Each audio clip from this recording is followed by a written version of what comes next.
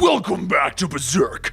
When we last left off, Farnese and Casca had wandered off into the wilderness, and they had run into the trolls who had apparently been impregnating women who then exploded into troll babies. As the image of these women exploding into the troll babies becomes too much to bear, Farnese lets out a shriek, catching the attention of all of the trolls. Farnese thinks of how she could just lay down and sleep. She would never see this sight again. And then Casca starts to walk, and Farnese presses her back onto Casca, telling her that she can't. She must stay behind. Farnese quietly closes her eyes and frantically swings her dagger, cutting the fingers off of the closest troll. She tells herself that this is it, because she is so weak she won't be able to do a thing. This is her punishment. One of the trolls grabs a pitchfork and smacks the dagger out of Farnese's hand, and Farnese says that the silver mail won't even protect against human farm tools. She braces herself to be stabbed, but before the troll can, several bolts fire into the side of its head. Everyone, including the trolls, stop to look, and Guts is standing there with his hand on the lever, telling everyone, "I'm sorry for the wait." The trolls all start to scream, and Guts starts to pull the crank and unloads another clip of bolts into all of the trolls. He then calmly walks over, reloading, asking if they're okay.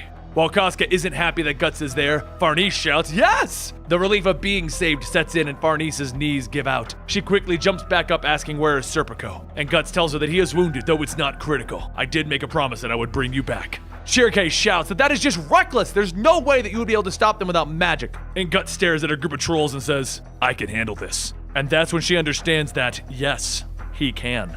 Guts tells Farnese that he's entrusted Casca's care to her, and she's been a big help so far. Farnese's eyes begin to water, and then she wipes away the tears, telling everyone, "Come along!" Guts tosses Ishidora a patch of explosives that says, "Once the fuse is lit, count to 3 and throw. You're gonna have to protect the rear and make sure none of the trolls get by." Ishidora tries to say hang on, but Guts tells him, "There's no time for pointless babbling. If you're carrying a weapon, then even a kid is a legitimate fighting power on the battlefield. You've been entrusted with this duty because you can be trusted. Try to carry the burden." Ishidora laughs and shouts, "You got it! I'll be cool and protect the women." Once the cave is cleared out, Guts looks at the trolls and he smiles, shouting, "It's time to begin."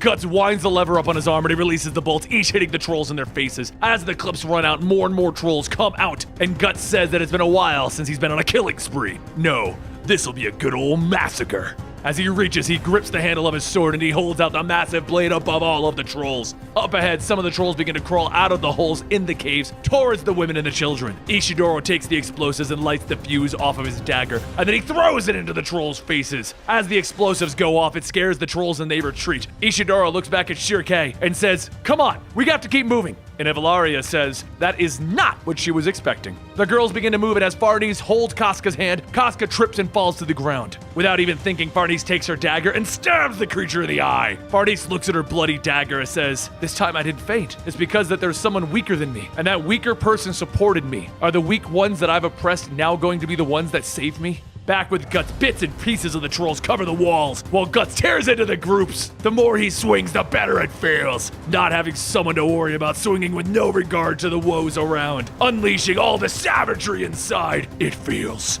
good. Back with the villagers, Shirke senses a group of trolls is waiting to ambush them and says that there are many for her to distract. Then Shirke senses something else, a shadow. It says that whatever it is, it's moving very fast towards them. The shadow runs to the first group in front and cuts through them, leaping over everyone towards the back. Just then, the heads of the trolls in the back are sliced off, and Ishidora asks, "What the hell was that?" Puck watches the shadow fade and says that was. But back with Guts, he takes a deep breath and he pulls a broken spear tip from his arm, telling them, "It's about time." He then feels a pulse and his brand begins to bleed. His eyes widen and he hears a shuffling from his satchel. Inside is the behelit. And then Guts looks at all of the blood and the troll parts scattered around at his feet. Up ahead, Shirke tells everyone that they're almost out. They just have a little further to go. However, Casca stops and cries out, grabbing her chest. Shirke knows that her brand is bleeding, and Shirke quickly makes a connection with Guts, asking what is happening back there. But Guts doesn't respond. In the bloody wake of troll guts, the chunks of flesh begin to come off, forming a body and face, and then she appears, slain. Guts watches, and Slain says that it's been a long time since she inhabited a body, although troll intestines are a bit lacking as a host.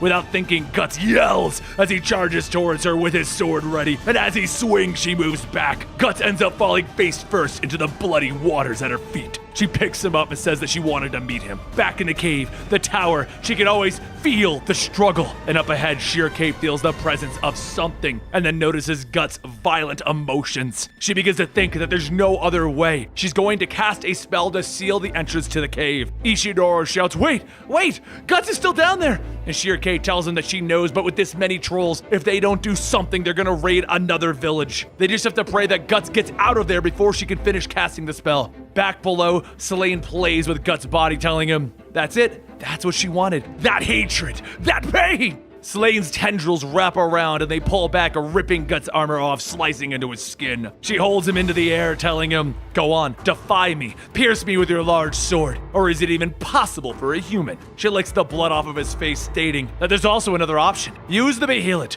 make a sacrifice like him. Then something shoots through the air, knocking Guts out of her grasp. She says that was rather ill-mannered, and behind her a shadow rises, and the Skull Knight stares! She asks why would he be trying to interrupt this intimate moment, or is it that he'd like to join them? Your Majesty. The Skull Knight asks, was it you who summoned me? And Slan says that she came here all by herself. She wanted to meet this boy. With the appearance of the fifth god hand, the worlds are already starting to merge, so who cares about the others? The Skull Knight tells her that they should stop this pointless chatter, and he draws his sword. Slan gets up, stating that men are always so impatient, but it is also a woman's nature to savor the teasing. This is a place inside of her womb. Feel the rage, the violence, the spawn of darkness. Just then, the giant creatures begin to rise out of the bloody water surrounding the Skull Knight. More and more ogres come out, and as they attack, the Skull Knight rides up on one of the clubs, splitting the ogre's head in half. Faster than he rides, slicing and cutting through the other's heads, and like an impenetrable whirlwind, the Skull Knight's sword rips through everything in his path. But with more bodies that fall at his feet, the more that rise up to replace them. And Slan asks if he's enjoying himself, this womb of darkness, diseased souls that take form, the many children gushing forth. The Skull Knight stops and says, this is your chance.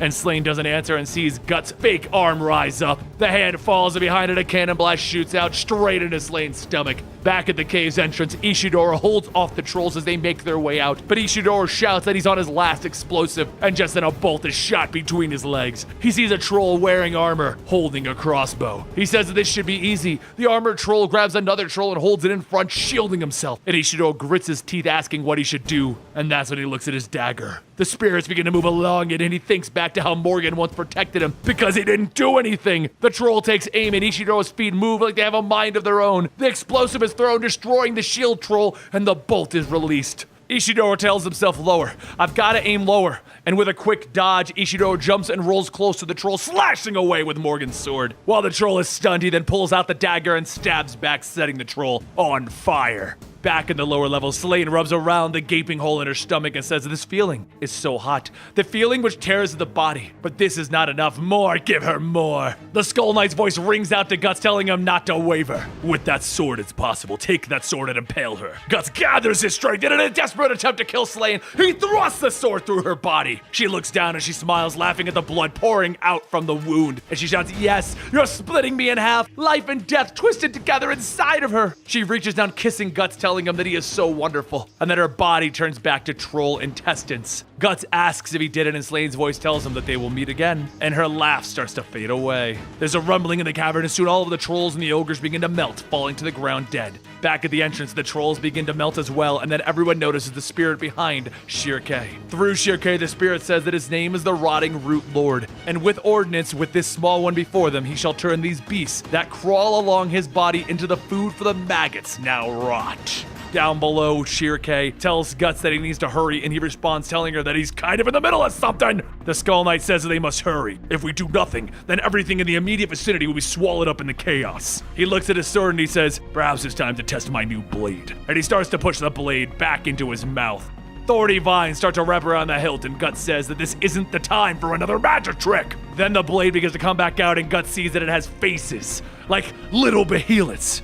The Skull Knight holds out the sword, stating that he used the behemoths taken from the apostles and forged a new blade. Before Guts can even question it, the Skull Knight slashes into the ground, opening up a portal. Guts looks at the creatures and sees them falling into the spreading chaos, and then the hole is torn open. In a flash, Guts looks around and he finds himself standing with Shirke and the others at the entrance, asking, what the hell just happened? The Skull Knight says that they cut through space and escaped to a different layer. This is this sword's power. Guts looks back, telling him, I really don't care about that now. Why were you even down there to begin with? However, the Skull Knight's shadow begins to fade as he leaves without answering. Ishidori shouts, asking, "How did you get here?" And Guts says that it looks like I owe him again. One of the children points to the trees and sees the spirits are leaving, and Shirake says that Quillfoth is sealed. Ishidori says, "That's awesome. Is this magic too?" And Shirake says, "Actually, she didn't do anything." As everyone hurries back to the village, Guts watches as Serpico greets everyone and then thinks back to his old companions in the old days. The image begins to shift, and he sees his new companions as they are, and thinks, who would have ever thought that he would ever have companions again? And that concludes chapter 221 of Berserk. And you can follow us on Twitter at Mangastorian. I'll see you next time right here.